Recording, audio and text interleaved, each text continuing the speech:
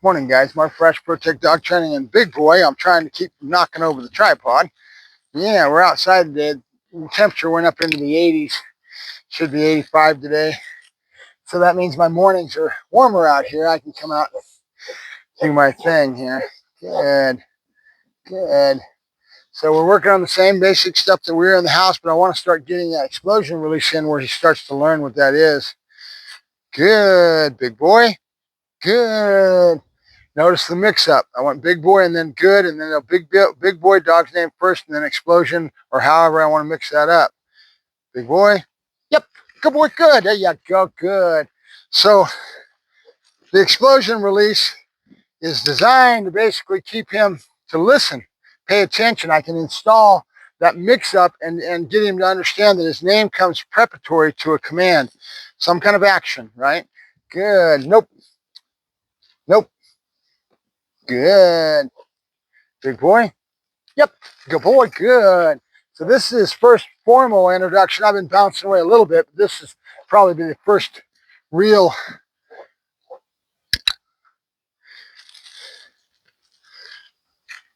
good. Notice him doing behaviors before he's asked, and that's a good sign of his learning. It's showing you that he is learning, right? Good. So now I'll ignore it until I ask for it.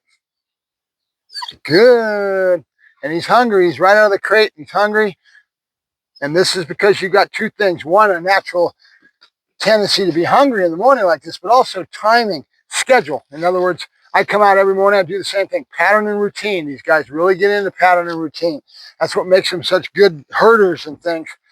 And all dogs have that in their mental makeup, being very receptive to time schedule, right? Same thing happens at the same time when I let him out of the kennel in the morning. We do the same workout. Pretty soon he becomes very good at it. Nope.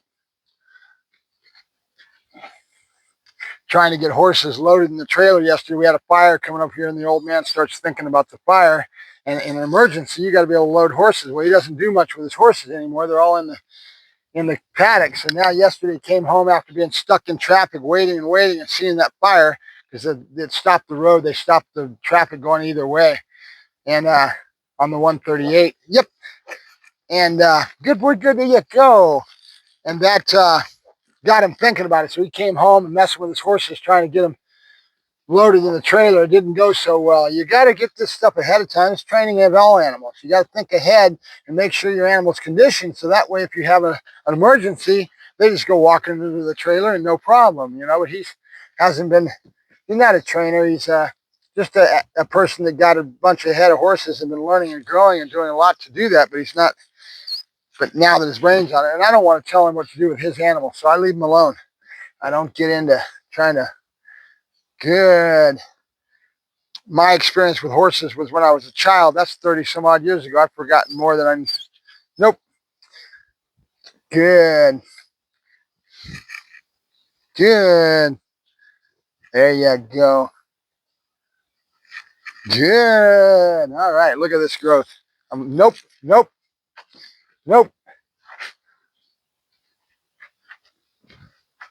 Whoosh. Good. I don't think I'm going to add a word to it yet, but I will. Good. I like what I see, though.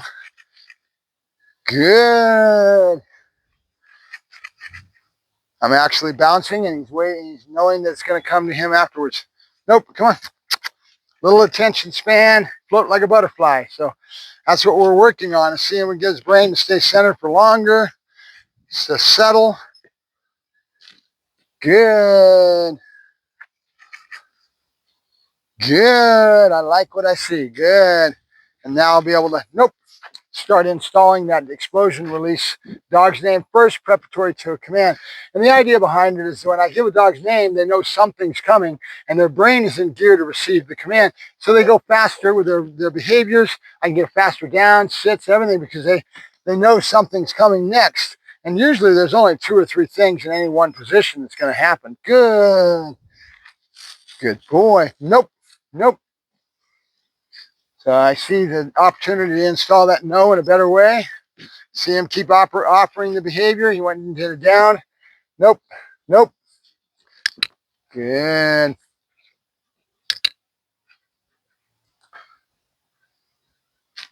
Good. There it is. This is day 7, I think. Have to look and see what I labeled. I think it was day 6 yesterday.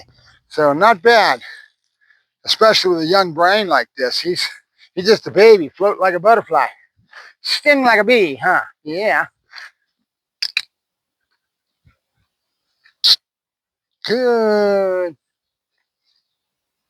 Good. Good.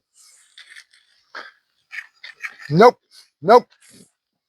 Okay, so the pattern didn't succeed. He didn't get his food. Good. Good. Trying to get the jumping in there. That's your first. Good. Your first D, right? Distance, duration, and distraction. Good. And at his age, just coming up on 10 weeks of age, today actually is 10 weeks. It's his birthday today. 10 weeks old. Yes, sir. It's Friday. Good. Good. Nope. Nope. Now that no will settle in with more time when he keeps getting robbed when he doesn't do the right thing. Good. And he'll pick up on it. It just takes time. Right now, his brain is so young that the concept is harder to grasp, right? We're trying to convey a thought and get him to understand the concepts that we're trying to teach him. No, good, and yes. Good. Good. And then I'll be doing things of stretching time and all that. My time intervals are pretty consistent. Good. Every time I go to my face, good. That time is the same, or very relatively the same, right? I don't even count it. I just sense it with doing it for so many years. But that's time span. Good. And then what we're going to do is we're going to stretch that time span in these other areas and that sit till he learns to wait for longer and longer. Nope. Good.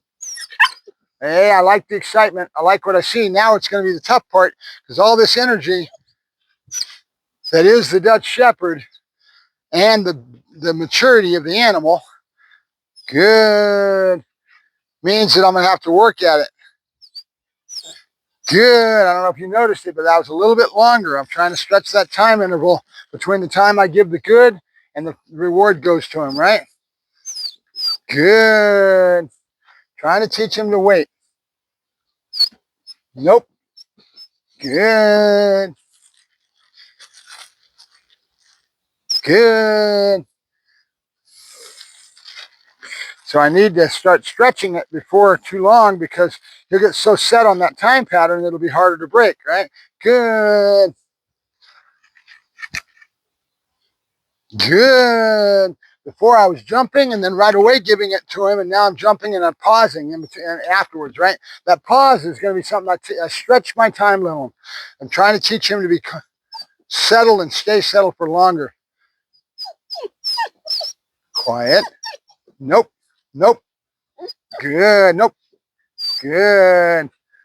That's the challenge now. I got a new challenge, a new level that I've got to work towards, which is the pause in between when I give it to him and I stretch that time interval to be longer and longer, teaching him to stay more relaxed for longer periods of time. Once that concept is understood, then I can use that for all kinds of things towards my downstays, around the corner work, and all that stuff that matter when I get out in public, right? Because we got a lot of work to do with our environmental when we get out in public. The other thing is his agility, but I've got to wait for the body to catch up. I can't, the gentleman in Vegas that has that other puppy, his brain is going way ahead and he wants to do all this fancy stuff, and that's normal. They all do. But he's reaching way ahead mentally that he doesn't realize you got to have patience. It's going to have to take time. Good. To put it together. And the dog is what he is. He's maturity wise, his age, everything else. Good is going to be a factor, and you've got to understand that. He's asking about agility. When can I start doing agility? Their bones are real soft. You don't want them coming off of things and pounding the ground, jumping off the top of a table, and they don't have any sense of depth perception, and they have no fear at this point in time. They're going to jump off whatever. I went to go load the dogs in the the stalls upstairs yesterday, and I opened the back of that bed, and I'm always fighting them, and I grab each one and put them to the ground, and I'm keeping them back. Well, yesterday they got out and they were all piss and vinegar, and one of them just jumped off. I caught him in the middle of the air. It's like, damn, it's all I can do to contain this dynamo that we got with these puppies, man. There's something else. And that's a Dutchie for you. It's be careful what you ask for. I try to tell people they're not for the layman. I keep saying that. It takes a lot of skill to work a Dutch Shepherd. And then what they're going to grow into is going to be something that you may not be able to handle. And that's the real issue, right? I need people that really understand what they're getting into, you know. Maybe military trainers, somebody that wants some tier 1 dogs that really understand the bloodlines that I've got. These are top of the line. They're no playing around. These, if you really want to know more about my bloodlines, send me a message and I'll give you the full rundown on the bloodlines that these guys are. They're all that and then some.